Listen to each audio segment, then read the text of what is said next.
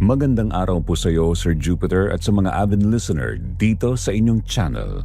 Tawagin niyo na lang po ako sa pangalang Heart. 55 years old na po ako sa kasalukuyan at nais ko pong ibahagi ang isang kwentong nagpabago sa buhay at paniniwala ko. Ito rin ang dahilan kaya di ako naniniwala sa pampaswerte. Sir Jupiter, nagsimula po ang lahat noong umuwi ako dito sa Pilipinas galing Japan. Matagal din po akong nanirahan doon, halos 15 taon. Doon po ako nagtrabaho bilang kasambahay ng isang matandang babae. Mabait po siya sa akin, parang itinuring na rin niya akong pamilya kahit magkaiba kami ng lahi at wika. Simple lang po ang buhay ko doon. Araw-araw gigising ng maaga, maglilinis ng bahay, magluluto at aalagaan siya. Wala naman po akong reklamo kasi maayos ang trato niya sa akin.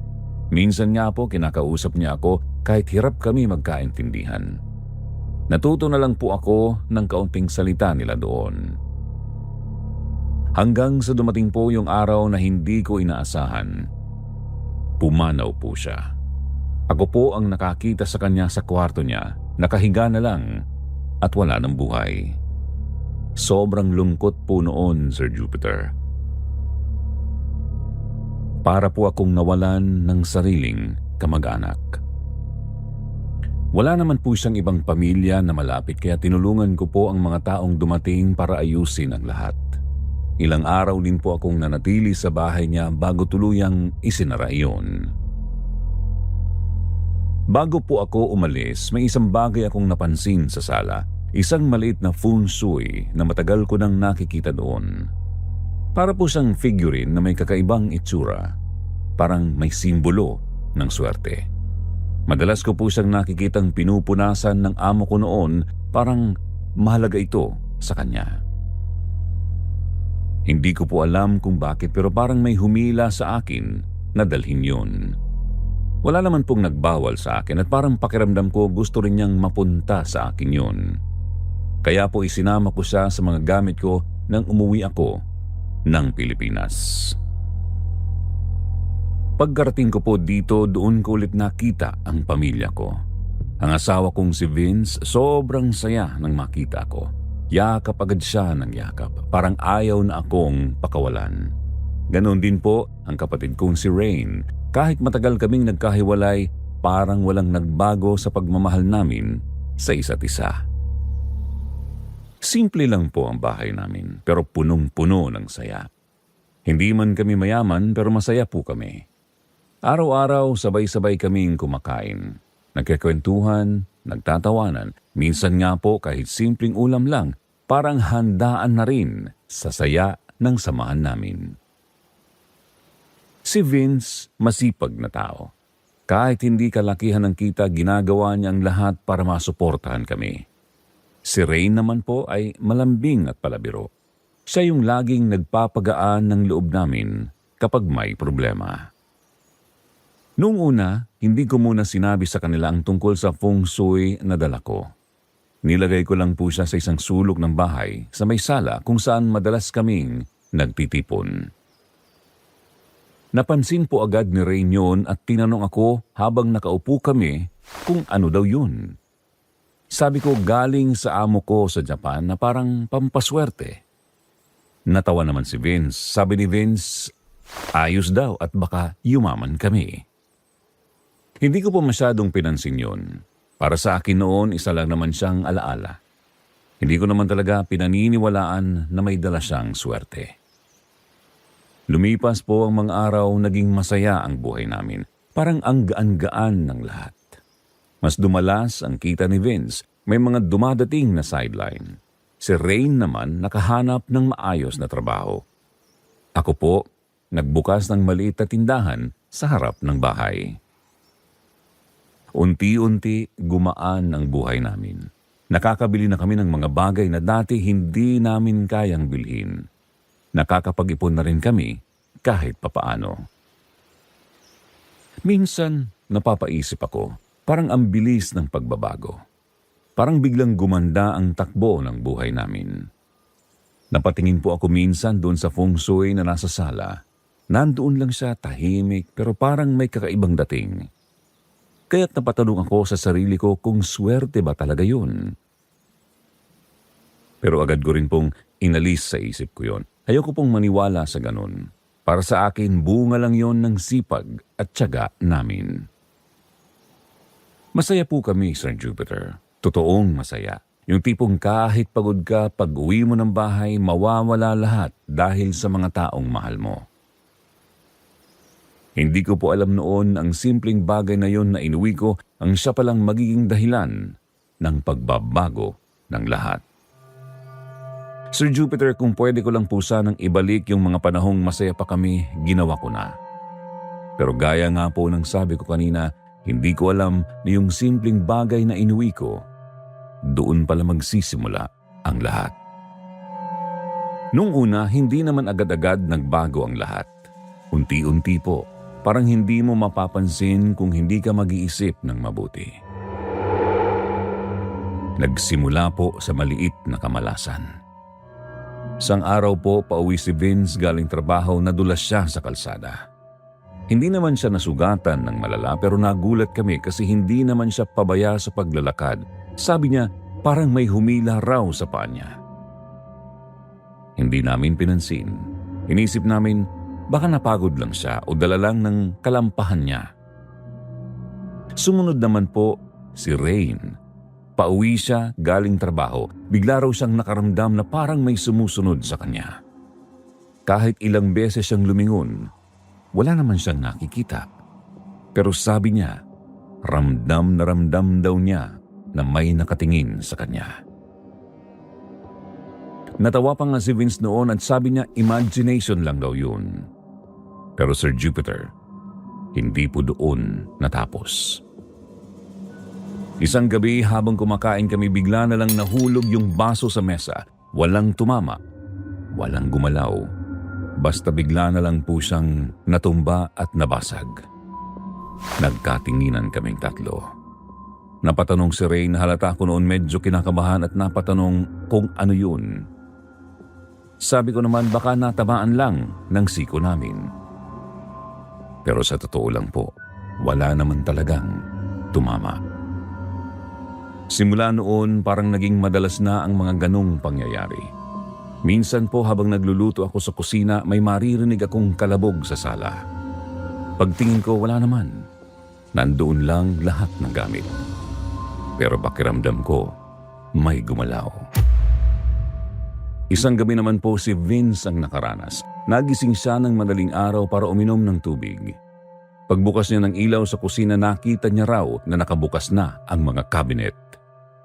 Sinara niya yun, iniisip na baka nakalimutan lang namin. Pero kinabukasan, ganun na naman. Unti-unti po napapansin ko na nagiging mabigat ang pakiramdam namin sa bahay. Hindi na tulad ng dati na masaya at magaan. Parang may kung anong hindi namin nakikita, pero nandun lang.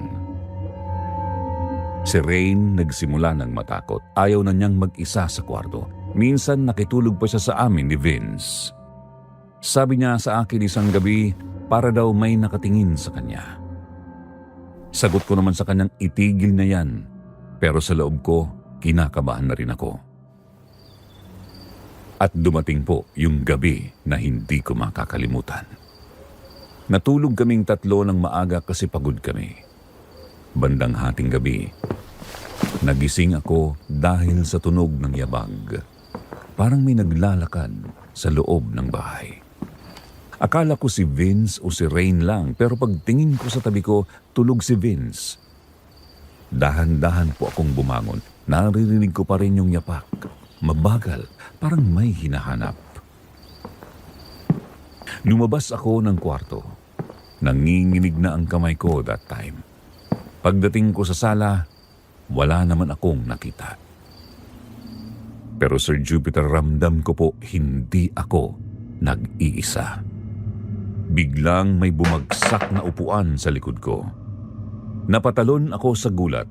Paglingon ko yung upuan na maayos kong iniwan kanina nakatagilid na sa sahig. Wala pong tao. Wala rin pong hangin, pero gumalaw siya. Mabilis akong bumalik sa kwarto at ginising si Vince at binulungan ko siyang may narinig ako. Lumabas kaming dalawa para tingnan pero wala na naman kaming nakita. Kinabukasan sinabi namin yun kay Rain. Halatang takot siya. Sabi niya hindi na daw ito normal. Pero pinilit ko pa rin pong maging matatag. Ayokong matakot ang pamilya ko. Ayokong isipin na may kung anong hindi namin maipaliwanag. Pero Sir Jupiter, habang tumatagal, mas lumalala. Isang hapon po naglilinis ako sa sala na padaan ako doon sa feng shui na dinala ko galing Japan. Napansin ko parang iba ang itsura niya. Hindi ko po maipaliwanag pero parang may lungkot, parang may nakatingin. Nilapitan ko ito. Biglang nahulog ito sa mesa kahit hindi ko naman hinawakan. Napaatras ako. Doon po ako unang kinabahan ng sobra. Hindi ko po alam kung bakit pero parang may koneksyon. Simula nung dumating ako at dinala ko yun sa bahay, doon din nagsimula ang lahat. Pero pinilit ko pa rin pong baliwaliin yun. Hanggang sa isang gabi, nagising si Rain na umiiyak. Tinawag niya ang aking pangalan. Tumakbo kami ni Vince papunta sa kwarto niya. Pagpasok namin, nanginginig siya sa takot. Tinanong ko kung ano ang nangyari. Sabi niya na umiiyak, may humawak daw sa paa niya. Sabi naman ni Vince na nananaginip lang daw siya. Pero umiling siya. Sabi ni Rain, hindi daw, gising daw siya at naramdaman daw niya. Hindi na po kami nakatulog ng maayos ng gabing yun at doon ko na po naramdaman, Sir Jupiter. Hindi na yun basta malas lang. May nagpaparamdam na. At hindi namin alam kung ano yun o kung ano ang kailangan niya sa amin. Sir Jupiter, akala ko po yung mga nauna naming naranasan ay matindi na. Nagkamali po ako. Dahil yung sumunod, yun na po yung tuluyang sumira sa buhay ko. Matapos yung mga paramdam, hindi na po kami naging kampante sa bahay. Parang kahit saan kami pumunta, may kaba na. Kahit umaga, kahit may ilaw, parang may nakamasid pa rin. At kasabay po noon lalong lumala ang kamalasan. Si Vince, sunod-sunod ang naging problema sa trabaho. Minsan nawalan siya ng kita. Minsan naman may nasisira sa pinagtatrabahuan niya at siya ang nasisisi kahit hindi naman niya kasalanan. Si Ray naman po biglang nagkasakit. Hindi naman malala pero pabalik-balik ang lagnat niya. Kahit magpagamot parang hindi tuluyang gumagaling. Ako naman po napapadalas ang aksidente. Napapaso, nadudulas, nahuhulog ang mga gamit. Parang wala ng araw na maayos. Pero Sir Jupiter, hindi pa po doon nagtatapos. Isang gabi doon nangyari ang hindi ko malilimutan habang buhay. Tahimik lang po kami noon. Naghahapunan, nagkwekwentuhan kahit papaano para mawala ang kaba. Sinubukan naming bumalik sa dati, kahit pilit. Pagkatapos kumain, natulog na kami. Bandang madaling araw nagising ako sa kakaibang amoy. Amoy sunog. Noong una akala ko na nanaginip lang ako pero pagdilat ko may usok na po sa loob ng kwarto. Ginising ko si Vince. Bigla kaming napabangon, Sir Jupiter, at ang bilis po ng lahat. Paglabas namin ng kwarto may apoy na sa sala. Hindi ko na alam kung saan nagsimula basta ang bilis kumalat parang may sariling buhay ang apoy.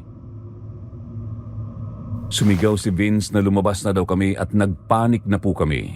Tinawag namin si Rain, buti na lang nagising siya agad. Tumakbo siya palabas, ako rin po palabas na sana pero napansin ko si Vince. Bumalik siya sa loob.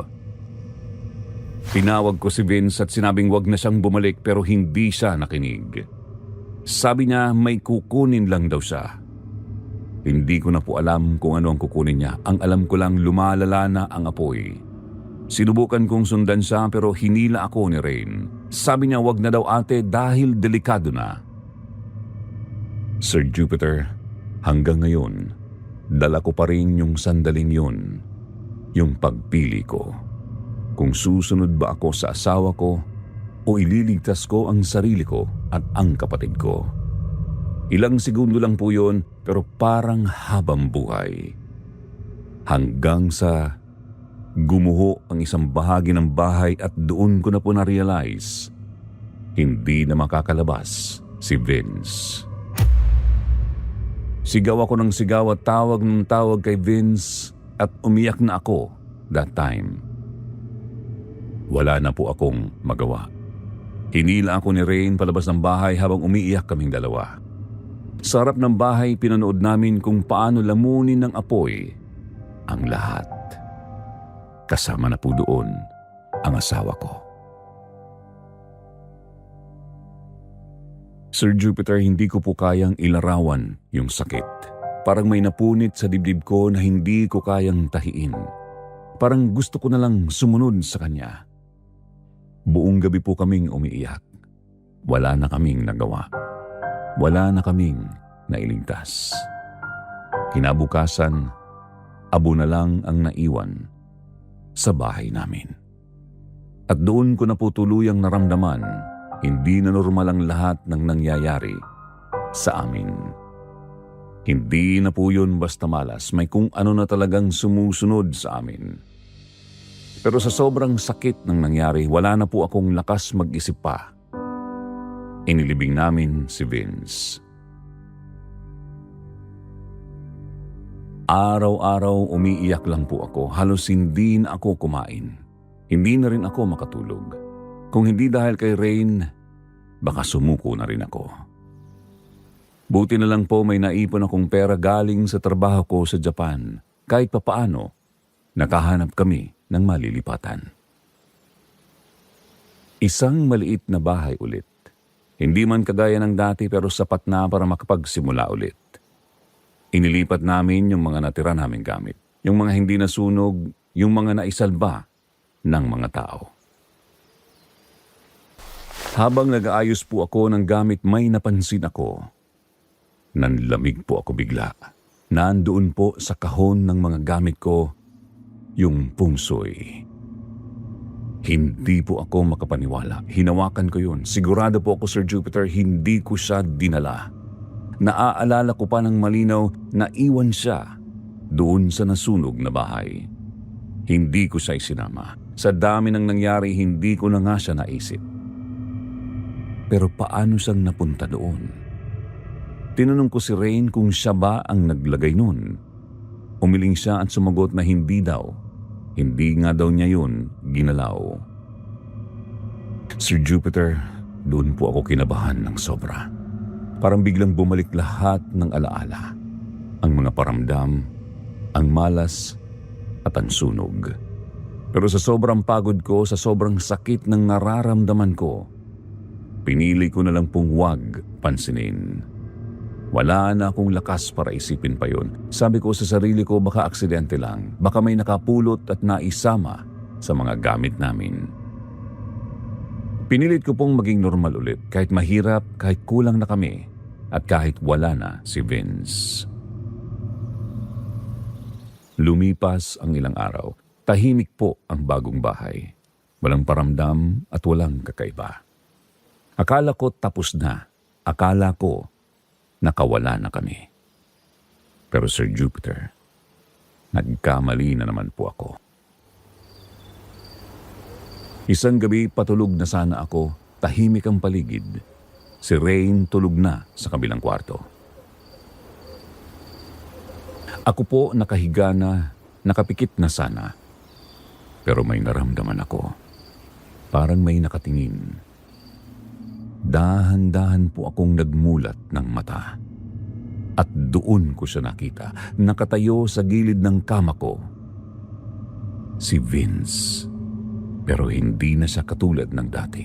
Duguan po siya, sunog ang ilang bahagi ng katawan niya, parang kagagaling lang sa apoy. Nakatingin siya sa akin. At Sir Jupiter, hindi ko makakalimutan ang sinabi niya. Sabi niya, "Heart, tulungan mo ako." Hindi po ako makagalaw that time at hindi ako nakasigaw. Nakatitig lang ako sa kanya habang nanginginig. Sabi niya, "Ang sakit, Heart." Umiiyak po siya pero yung boses niya parang malayo, parang hindi na siya yung kilala kong Vince. At doon ko na-realize hindi pa tapos ang lahat. Doon pa lang talaga nagsisimula. Sir Jupiter, pagkatapos ko pong makita si Vince sa kwarto ko noong gabing yun, halos hindi na po ako nakatulog. Nakaupo lang ako sa kama. Nanginginig, umiiyak at hindi ko alam kung ano ang gagawin ko. Paulit-ulit pong pumapasok sa isip ko yung itsura ni Vince. Yung katawan niyang sunog, yung dugo at yung boses niya na humihingi ng tulong. Hindi ko po matanggap.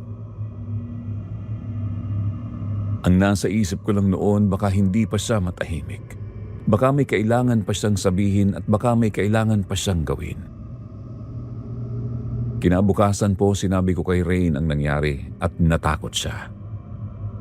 Sabi ni Rain, baka hindi pa siya nakamove on. Baka kailangan niya daw ng dasal. Doon po ako kumapit. Sa dasal, sa pag-asa na baka yun ang kailangan. Nagpatawag po kami ng magdadasal. Hindi man po kami mayaman pero ginawa namin ang lahat para maipagdasal si Vince. Gusto ko lang po na matahimik siya. Gusto ko lang po na mawala na yung sakit na nararamdaman niya. 3 araw po kaming nagdasal, araw at gabi. Tahimik lang ang bahay. Wala pong paramdam. Wala akong naramdaman na kakaiba. Unti-unti, Sir Jupiter, parang gumaan ang pakiramdam ko. Sabi ko sa sarili ko, siguro nga kailangan lang niya ng dasal. Akala ko tapos na. Akala ko matatahimik ng lahat pero mali na naman po ako. 3 gabi po pagkatapos ng dasal, doon na naman nagsimula. Patulog na po ako noon, nakahiga lang, nakapikit pilit na nagpapahinga. Bigla na lang pong lumamig ang paligid. Hindi po normal na lamig. Yung parang may dumaan na hangin kahit sarado ang bintana. Dahan-dahan akong nagmulat ng mata. At Sir Jupiter, may nakita na naman po ako. Pero hindi si Vince. Isang matandang babae. Nakatayo siya sa may pintuan ng kwarto ko. Nakatulala, nakatingin sa akin. Nanlamig po ang buo kong katawan. Kilala ko po siya. Siya po yung amo ko sa Japan. Yung matandang inalagaan ko na maraming taon. Pero hindi siya katulad ng dati. Maputla ang mukha niya. Parang pagod, parang may dinadala. Hindi ko alam kung bakit pero hindi ako makagalaw. Nakatingin lang siya sa akin pagkatapos nagsalita siya. Sa malamig na boses banggit niya basagin ko daw ang feng shui. Parang tumigil ang mundo ko. Napatanong ako habang nanginginig kung ano ang ibig niyang sabihin pero hindi na siya sumagot agad. Tinitigan lang niya ako tapos ulit niyang sinabi na basagin ko raw bago pa mahuli ang lahat. Sir Jupiter, gusto kong sumigaw at gusto kong tumakbo pero hindi ko magawa. Parang may pumipigil sa akin. Bigla siyang lumapit ng dahan-dahan hanggang sa halos katabi ko na siya. At doon ko po nakita. Yung mga mata niya parang may lungkot pero may takot din. Sabi niya hindi daw pampaswerte yung feng shui. At bago pa ako makapagsalita, bigla na lang pong nagdilim ang paningin ko at nahimatay po ako. Kinabukasan nagising ako sa kama. Katabi ko si Rain. Napatanong si Rain kung okay na ba daw ako. Sabi ko naman, oo. Parang nanaginip lang ako. Yun po ang inisip ko na baka panaginip lang. Na baka dahil sa lungkot ko. Sa stress, sa pagod. Kaya kung ano-ano na ang nakikita ko.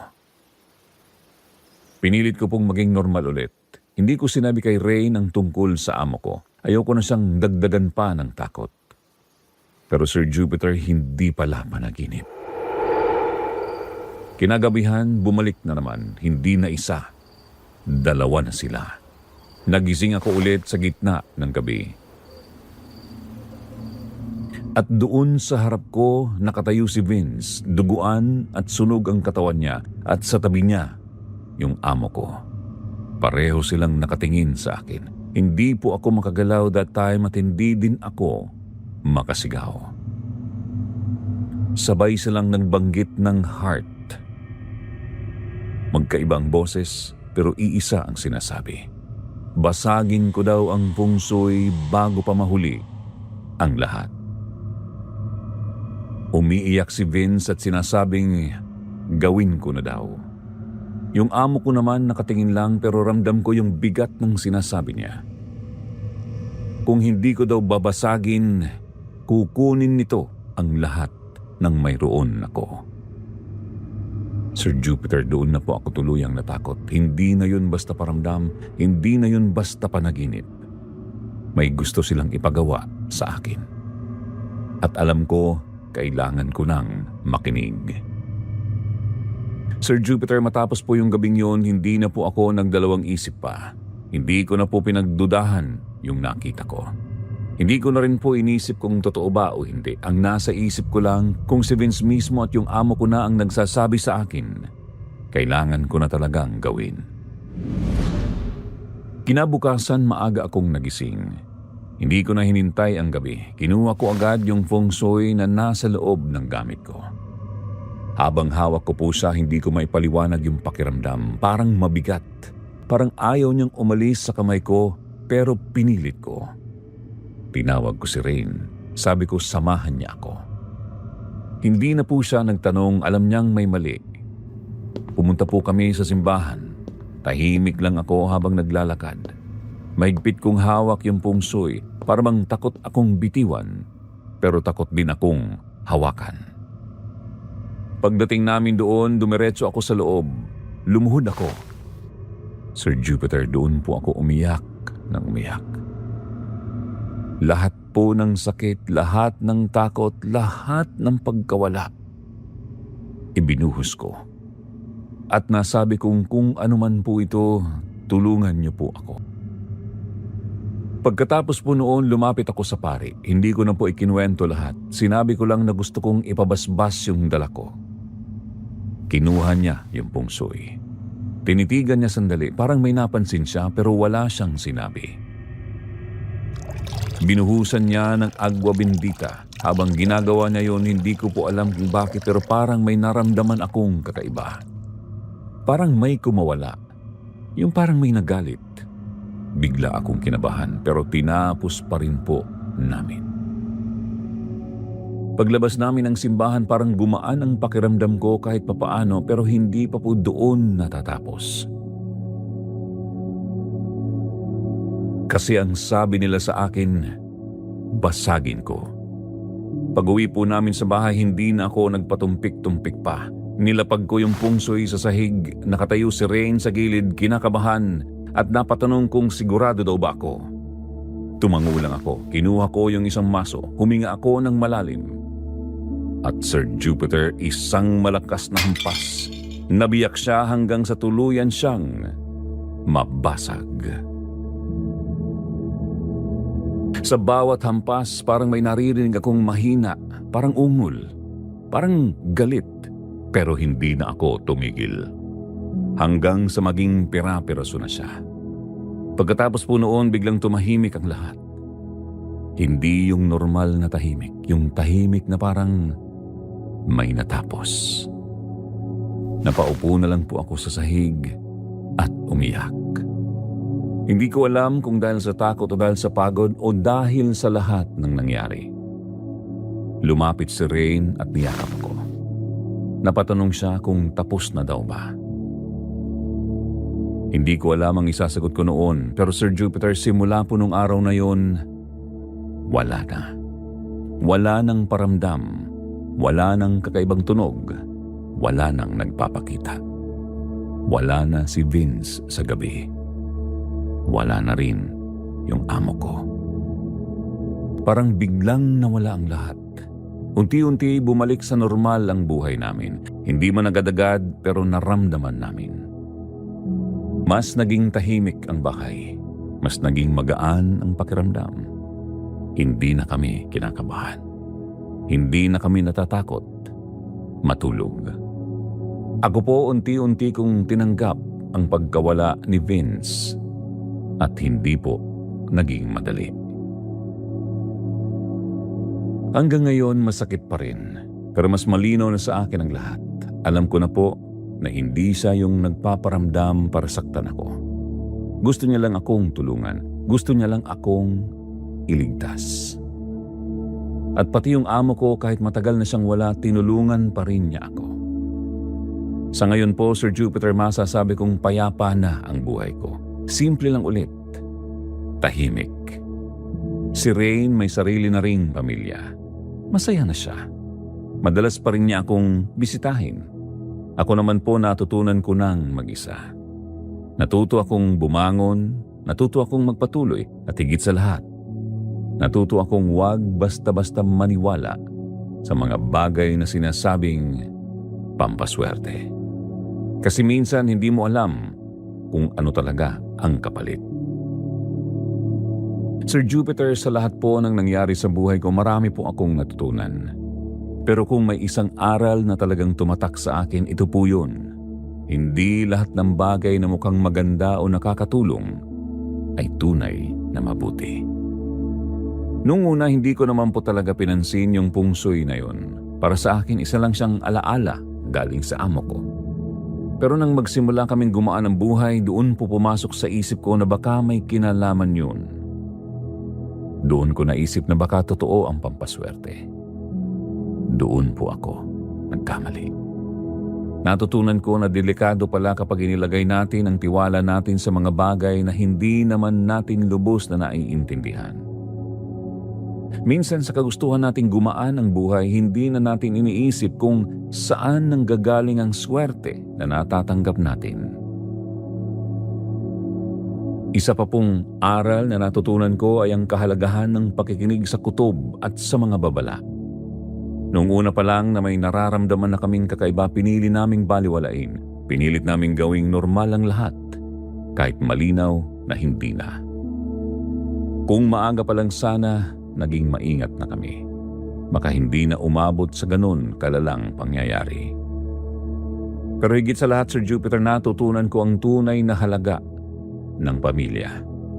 Sa lahat ng takot, sa lahat ng kamalasan, at sa pinakamabigat na pagsubok ng buhay ko, ang pagkawala ng asawa ko. Doon ko nakita kung gaano kahalaga ang mga taong mahal natin.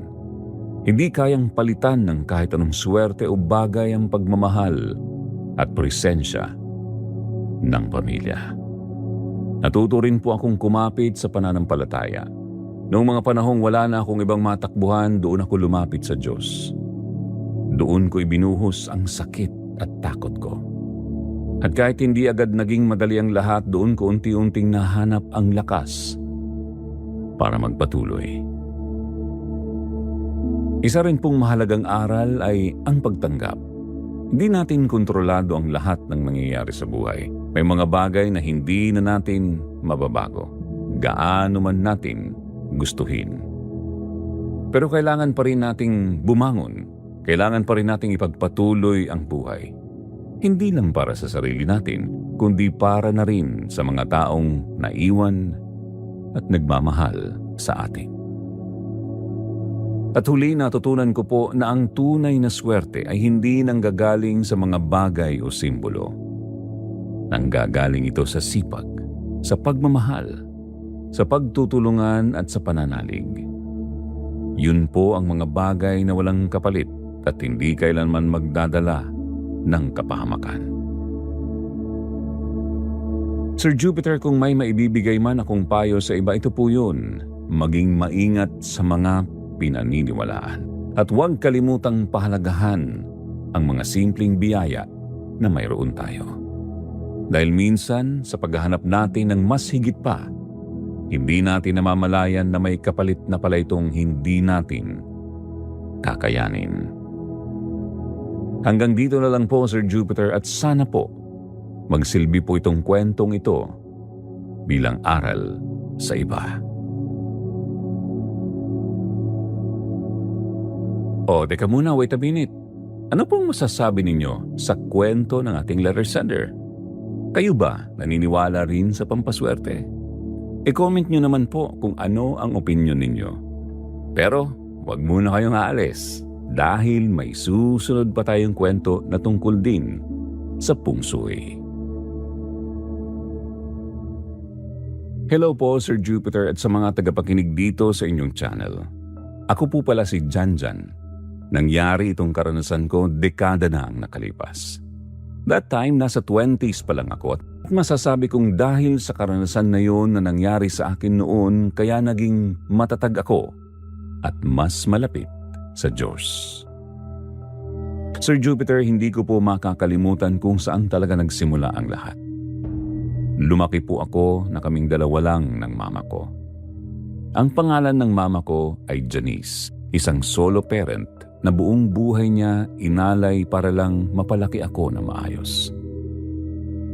Hindi naging madali ang buhay namin noon, Sir Jupiter. Sa totoo lang, halos araw-araw kaming nagtitipid. Sa pagkain, sa kuryente, pati sa tubig. Nakatira kami noon sa isang maliit na inuupahang kwarto. Yung tipong isang silid lang, tapos doon na lahat. Tulugan, kainan at kusina. Kapag umuulan, tumutulo ang bubong. Minsan pa nga naglalagay na lang kami ng timba para saluhin ang tubig. Natatawa na lang kami ni Mama kahit mahirap kasi sabi niya, basta magkasama tayo, kakayanin natin. Bata pa lang ako noon pero ramdam ko na ang hirap. Nakikita ko si Mama na pagod galing sa trabaho bilang labandera. Uuwi siya gabi na. Basang-basa ang kamay. Minsan may sugat pa. Pero kahit ganoon, ngingiti pa rin siya sa akin. Ang laging tanong ni Mama sa akin kahit halatang siya mismo hindi pa nakakakain ay kung kumain na daw ba ako. Doon ko po natutunan kung ano ang sakripisyo. Habang tumatagal, unti-unti akong tumulong kay Mama. Nagtrabaho ako kahit bata pa. Nagbabantay ng tindahan, nagkakarga ng tubig, kung ano-ano. Hindi man kalakihan ang kinikita pero malaking tulong na rin yun sa amin. Pero kahit anong sipag namin, parang kulang pa rin. Parang may humihila sa amin pababa. May mga panahong wala kaming makain na maayos. Minsan lugaw lang buong araw. Minsan tinapay lang. Hanggang sa dumating ang pagkakataon na kailangan na talaga naming lumipat. Yung inuupahan kasi namin noon bigla na lang kaming pinaalis ng may-ari. Wala kaming choice. Nag-empake kami ng konting gamit. Ilang damit, lumang electric fan at mga alaala namin sa lugar na yon. Habang naglalakad kami ni Mama dala ang mga gamit namin, hindi ko maiwasang mag-alala at magtanong kung saan na kami titira. Ngumiti lang si Mama kahit halatang kinakabahan din. Sabi niya may nakita daw siyang mura, maliit lang din pero mas maayos na bahay. Doon po nagsimula ang pagbabago. Pagdating namin sa bagong lilipatan namin, napansin ko agad na iba ang pakiramdam. Hindi ko maipaliwanag pero parang mas tahimik, mas magaan. At doon ko rin unang nakita yung nasa pintuan. Isang pungsoy. Hindi ko po alam noon kung ano yun. Nakasabit lang siya sa mismong pinto, parang dekorasyon. May kakaibang disenyo, may mga simbolo na hindi ko maintindihan. Napatanong ako kay Mama kung ano yun. Sagot naman ni Mama habang inaayos ang gamit namin na pampaswerte daw yun, sabi ng may-ari. Hindi na ako nagtanong pa noon. Ang nasa isip ko lang sana nga magdala yun ng swerte sa amin. Sa unang linggo namin doon parang walang nagbago. Ganoon pa rin ang buhay. Hirap pa rin. Kulang pa rin. Pero napansin ko mas mahimbing ang tulog namin ni Mama. Wala nang tulo sa bubong. Wala nang ingay ng daga sa gabi. Simple lang pero malaking bagay na yon para sa amin. Pagkalipas ng ilang linggo, may mga kakaibang nangyari. Biglang dumami ang kliyente ni Mama sa paglalaba. May mga taong hindi namin kilala na nagpunta sa kanya para magpalaba. Halos araw-araw na siyang may trabaho. Sabi ni Mama minsan habang nagbibilang ng kinita niya ay parang sinwerte daw kami. Ngumiti ako pero sa loob-loob ko nagtataka rin ako. Hindi lang yun, Sir Jupiter. Ako rin po nakahanap ng mas maayos na trabaho. Isang maliit na tindahan ang tumanggap sa akin bilang helper. Mas maayos ang sweldo kumpara sa dati kong ginagawa. Unti-unti, gumaan ang buhay namin. Nakakabili na kami ng mas maayos na pagkain, nakakapag-ipon ng kaunti. Nakabili pa nga kami ng second-hand na TV. Sa unang pagkakataon, nakita kong ngumiti si Mama nang hindi pilit. Pero habang tumatagal, may napapansin akong kakaiba. Tuwing uuwi ako ng gabi at dadaan ako sa pintuan namin, parang may pakiramdam na hindi ko maipaliwanag. Parang may nakatingin. Hindi ko alam kung imagination ko lang o kung pagod lang ako. Minsan nga napapatingin ako doon sa pungsoy na nakasabit na parang may kakaiba sa kanya. Isang gabi tinanong ko si Mama. Tanong ko sa kanya kung may napansin ba siya na nandun sa aming pinto. Sagot naman ni Mama, ano naman doon? Sabi ko, parang, ewan ko, parang iba. Napatawa si Mama ng konti. Sabi niya, nako anak, huwag kang mag-isip ng kung ano-ano. Pampaswerte lang daw yun. Tumango na lang ako. Ayokong dagdagan pa ang iniisip niya. Pero sa totoo lang, Sir Jupiter, doon nagsimulang pumasok sa isip ko na hindi lahat ng pagbabago ay basta na lang nangyayari. May mga bagay na hindi natin agad naiintindihan at minsan kahit mukhang maganda ang dulot, may kapalit siya. Hindi ko pa alam noon kung ano ang dadating sa amin. Ang alam ko lang unti-unti nang nagbabago ang buhay namin. At sa gitna ng pagbabago na yon, may isang bagay na tahimik lang na nakamasid sa amin mula sa pintuan. Yung pungsoy na yon, doon po nagsimula ang lahat. Dito po nagsimula mag-iba ang lahat, Sir Jupiter. Nung una, gaya ng nasabi ko, parang sunod-sunod ang naging swerte namin. Gumaan ang buhay namin ni Mama. Mas nakakahinga kami kahit papaano. Pero habang tumatagal, may napapansin akong kakaiba sa pakiramdam ko, lalo na kapag pauwi na ako ng bahay. Tuwing gabi po kasi ang uwi ko galing trabaho. At habang naglalakad ako papunta sa bahay namin, pakiramdam ko may sumusunod sa akin. Hindi ko siya nakikita pero ramdam ko parang may mga paa na nakasabay ko. Pero pag lumilingon ako, wala naman tao. Sa una, inisip ko lang na baka napaparanoid lang ako. Pagod, puyat o dala lang ng isip. Pero paulit-ulit na nangyayari, Sir Jupiter. May isang gabi pauwi ako, tahimik ang paligid, halos wala ng tao sa daan. Habang naglalakad ako, bigla akong nakaramdam ng malamig na hangin sa likod ko. Hindi sa normal na hangin, Sir Jupiter. Yung tipong parang dumaan talaga sa batok mo. Bigla akong napahinto. Dahan-dahan akong lumingon. Walang tao. Pero yung pakiramdam na may kasama ako, nandun pa rin. Binilisan ko na lang ang lakad ko hanggang makarating ako sa bahay. Pagdating ko sa pintuan, napatingin ako sa pungsoy na nakasabit. Hindi ko alam kung bakit pero parang ayaw ko siyang tingnan ng matagal. Para kasing may mali. Pumasok ako sa loob at nakita ko si Mama. Nakita rin ako ni Mama at nabanggit niyang nandyan na pala ako. Tanong ko naman agad kung may napansin ba si Mama sa bahay namin. Napakunot ang noo niya. Wala naman ah. Bakit? Sagot niya. Hindi ko na lang sinabi yung nararamdaman ko. Ayokong matakot siya pero gabi-gabi ganoon ang nangyayari. Pakiramdam ko may sumusunod sa akin. Minsan pa nga kahit nasa loob na ako ng bahay, parang may nakatingin sa akin. Lalo na kapag napapadaan ako sa may pintuan hanggang sa dumating yung gabi na hindi ko talaga makakalimutan. Gabi na noon, Sir Jupiter. Tahimik na ang paligid. Nasa kwarto na ako nagpapahinga. Si mama naman akala ko natutulog na rin. Bigla akong nakarinig ng yapak, parang may naglalakad sa labas ng kwarto.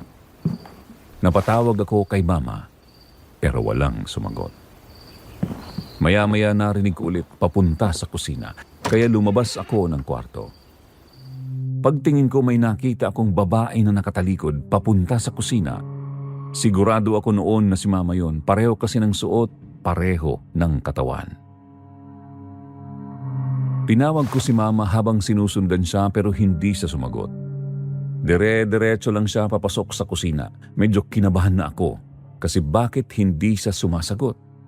Kaya binilisan ko ang lakad ko.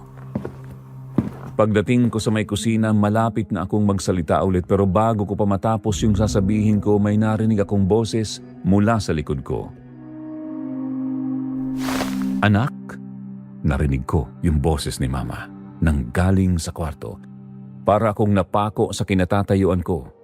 Dahan-dahan akong lumingon. At doon ko nakita si mama, nakatayo sa may pintuan ng kwarto, kakalabas lang. Napatanong siya kung bakit daw ako nandoon. Hindi ako nakapagsalita. Kung nandun si mama, sino yung nasa kusina? Dahan-dahan akong bumaling ulit sa harap ko. At doon ko siya nakita, Sir Jupiter. Hindi ko po makakalimutan ang itsura niya. Nakatayo siya sa harap ko, sobrang lapit. Halos mukha na lang ang magkatapat. Isang babae. Mahaba ang buhok, nakatakip sa kalahati ng mukha niya, maputla ang balat niya. Parang walang dugo. Pero ang pinaka-nakakatakot, wala siyang mata. As in wala, Sir Jupiter. Parang butas lang yung dapat na mata niya, maitim, walang laman. Nakangiti siya sa akin. Kahit wala siyang mata, ramdam ko na nakatingin siya. Para akong nanigas. Unti-unti siyang lumapit pa. Mas lalo siyang dumidikit sa akin. Ramdam ko yung lamig na nanggagaling sa kanya at bago pa ako makapag-react, bigla na lang nagdilim ang paningin ko. Hinimatay ako. Pagmulat ko ng mata, nasa kama na ako. Katabi ko si mama. Sobrang sakit ng ulo ko noon na parang binugbog ako. Nanginginig kong sabi kay mama na yung babae. Sagot naman ni mama, ano daw na babae? Nahimatay lang daw ako sa kusina kagabi. Hindi ako makapaniwala. Alam ko ang nakita ko. Hindi iyon panaginip. Pero mas lalo akong kinabahan sa susunod na nangyari. Kinabukasan noon, nagising ako na may kakaiba kay mama. Mainit ang katawan niya. Tinanong ko si mama kung okay lang siya. Sumagot naman siya ng mahina na medyo masaba daw ang pakiramdam niya. Nilagnat siya. Akala namin simpleng sakit lang pero habang tumatagal ang araw, lalong lumalala. Hindi siya makatayo at hindi siya makakain. At ang pinaka-nakakatakot, parang nawawala na siya sa sarili niya. Minsan nagsasalita siya mag-isa. Minsan naman nakatingin lang siya sa may pintuan. Yung pintuan kung nasaan yung pintuan kung nasaan yung pungsoy, doon siya nakatitig. Tinanong ko si mama kung bakit.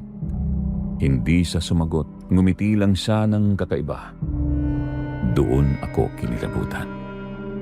Sir Jupiter, doon ko na naramdaman na may mali talaga. Hindi na yun basta swerte lang, parang may kapalit na at pakiramdam ko nagsisimula na itong singilin sa amin. Hindi ko alam kung anong gagawin ko noon, basta ang alam ko lang yung nakita ko sa kusina. Sir Jupiter, pagkatapos po nung gabing nahimatay ako, tuloy-tuloy na pong lumala ang kalagayan ni mama. Noong una, akala ko simpleng lagnat lang. Pinainom ko siya ng gamot. Pinahinga, inilagaan ko siya sa abot ng makakaya ko. Pero kahit anong gawin ko, hindi siya gumagaling. Sa halip, parang mas lalo pa siyang humihina. Halos hindi na siya makatayo. Madalas nakahiga lang siya, nakapikit at parang hirap na hirap. Minsan, bigla na lang siyang napapangiwi sa sakit kahit wala namang ginagawa. Sabi ko isang umaga, dadalhin namin si mama sa doktor. Hindi na siya tumutol. Siguro ramdam na rin niya na hindi na normal yung nararamdaman niya. Dinala ko siya sa pinakamalapit na ospital. Doon, sunod-sunod ang test na ginawa sa kanya. Kinuhaan siya ng dugo, pina-x-ray, kung ano-ano pa. Habang naghihintay ako sa labas ng kwarto, hindi mapakali ang isip ko. Hindi ko alam kung bakit pero pakiramdam ko may mas malala pa sa simpleng sakit ang nangyayari. Makalipas ang ilang oras, tinawag ako ng doktor. Tinanong niya kung ako daw ba ang anak. Sagot ko naman ay opo.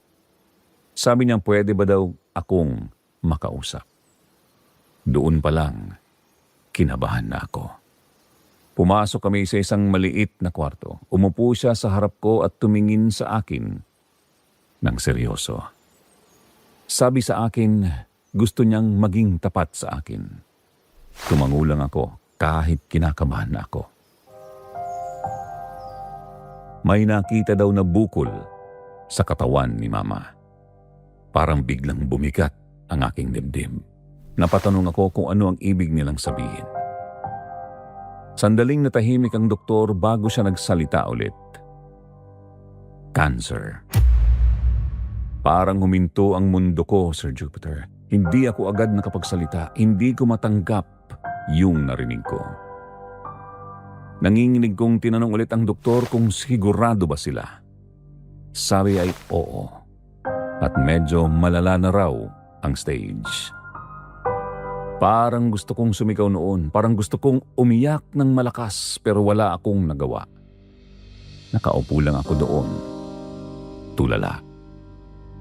Hindi ko alam kung paano ko sasabihin kay Mama at hindi ko alam kung paano ko haharapin yun. Paglabas ko ng kwarto, nakita ko si Mama na nakaupo sa kama, nakatingin sa akin. Tinanong niya ako kung ano daw ang sabi ng doktor. Hindi ko kayang magsinungaling sa kanya. Napaiyak na ako at sinagot ko siya na may sakit siya. Tinanong niya ako kung anong sakit. Hindi ko napigilan ang sarili ko. Sabi ko, cancer. Tahimik lang siya. Walang reaksyon. Tinitigan lang niya ako tapos ngumiti siya ng mahina. Sabi niya, ganun ba? Mas lalo akong naiyak. Sabi ko kay Mama, gagaling siya at gagawin ko ang lahat. Hinawakan ni Mama ang kamay ko at sabi, basta't nandyan lang ako, okay na daw siya. Pero ako, Sir Jupiter, hindi ako okay. Sobrang lugmok ko noon. Pakiramdam ko lahat ng saya na naranasan namin biglang nawala. Nagtataka ako, bakit nung gumaganda na ang buhay namin, saka naman dumating yun?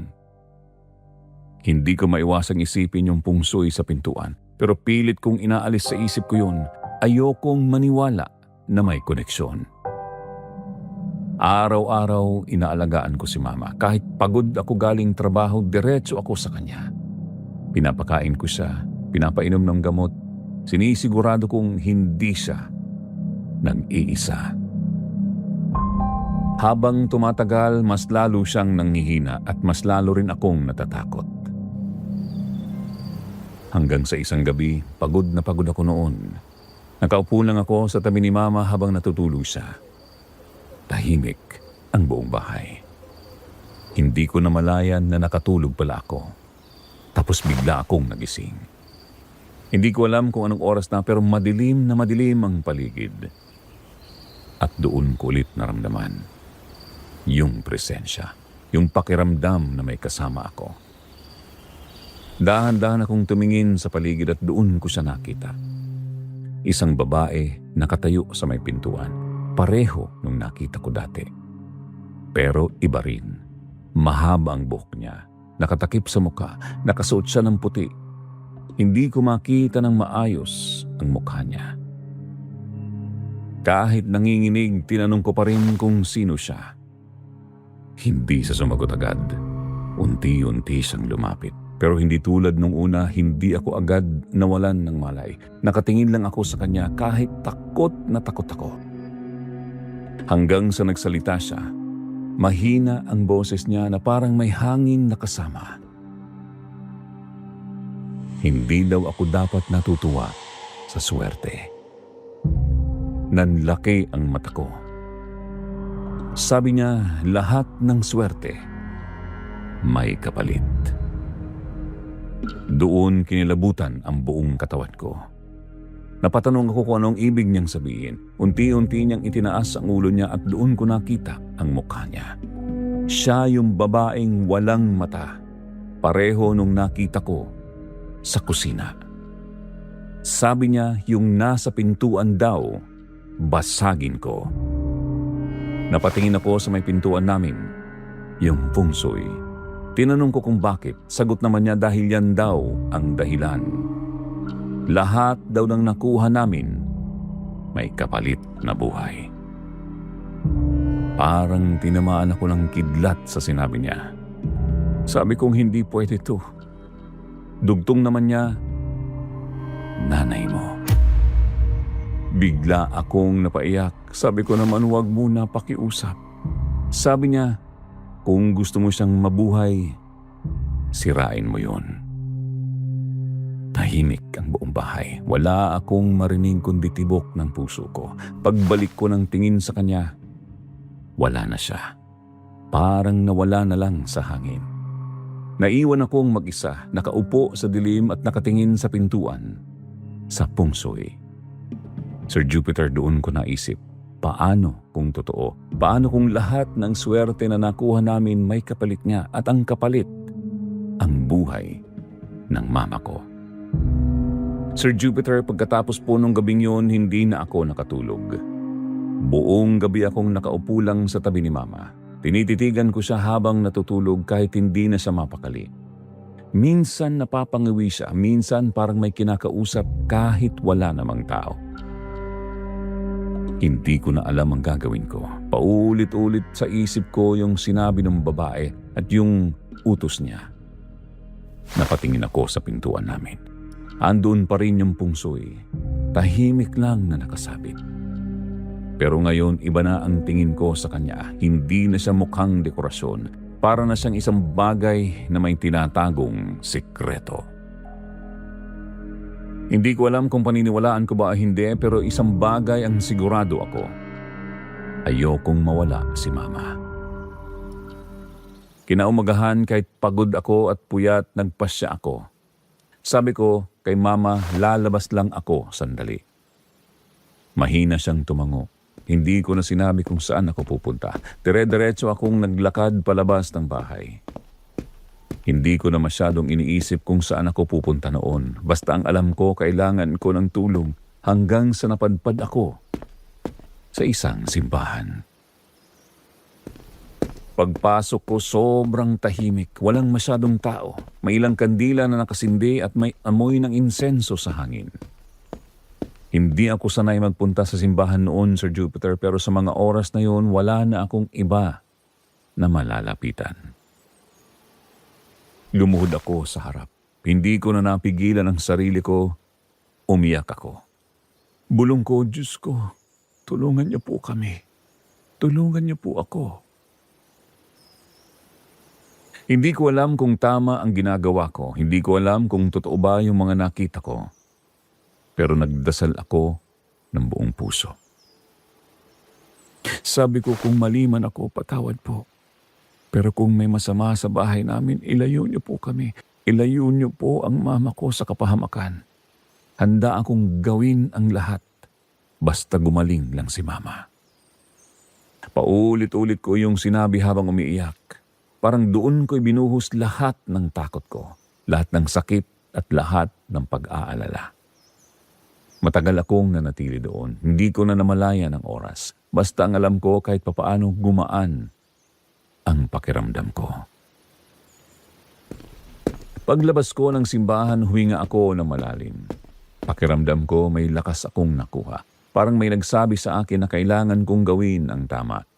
At alam ko na kung ano yun. Pag-uwi ko sa bahay, medyo kabado pa rin ako. Habang papalapit ako sa pintuan namin, hindi ko maiwasang tumingin agad sa kung nasaan yung feng shui.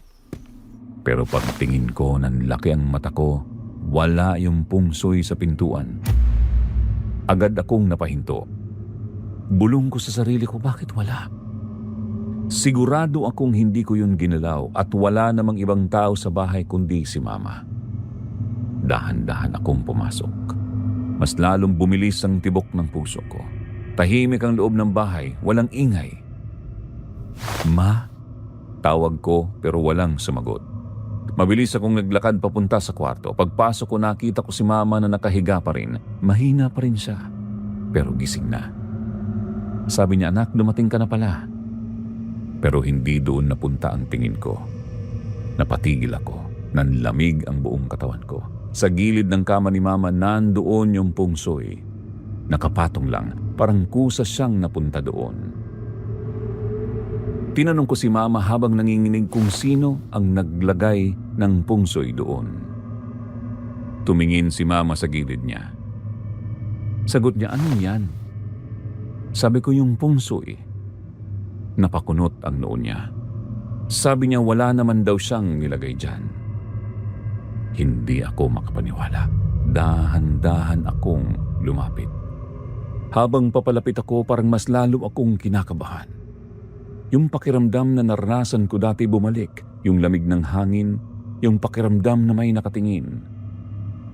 Tumayo ako sa tabi ng kama ni Mama at tinitigan ko yung pungsoy. Hindi ko siya mahawakan agad, parang may pumipigil sa akin. Tinanong ako ni Mama kung bakit daw. Sabi ko may mali dito.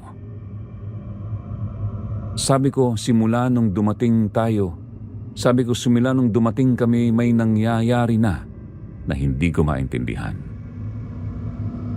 Tinitigan lang ako ni Mama at nagtanong kung natatakot daw ba ako. Tumango naman ako at sabi ko ay opo.